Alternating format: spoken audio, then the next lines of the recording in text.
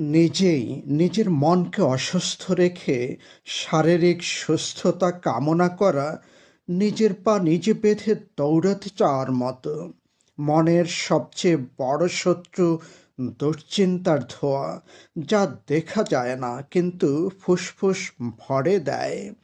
আপনি যদি কাজের উৎকণ্ঠায় রাত জাগেন, তবে দিনের কর্মঘণ্টায় আপনার মস্তিষ্ক প্রতিশোধ নেবে। অমনোযোগ, ভুল সিদ্ধান্ত, ক্লান্তি ও অবসাদ দিয়ে।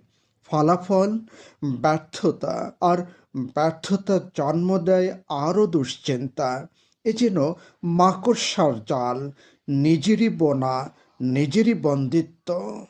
রক্তচাপ বৃদ্ধি, ঘুমের সমস্যা, হজমের গোলমাল, রোগ প্রতিরোধ ক্ষমতা কমে যাওয়ার মতো শারীরিক সমস্যা থেকে মুক্তি পেতে চাইলে মস্তিষ্কের পরিবেশ থেকে দূষিত বাতাস দূর করতে হবে। আর সেই দূষিত বাতাস হলো দুশ্চিন্তা, ভয়, উদ্বেগ। দুশ্চিন্তা হলো এমন একটি দোলনা যা আপনাকে ব্যস্ত রাখে কিন্তু কোথাও পৌঁছে দেয় না। আর শরীর হলো গাড়ি, মন হলো চালক। চালক ক্লান্ত হলে গাড়ি যত শক্তিশালী হোক, দুর্ঘটনা অবশ্যম্ভাবী।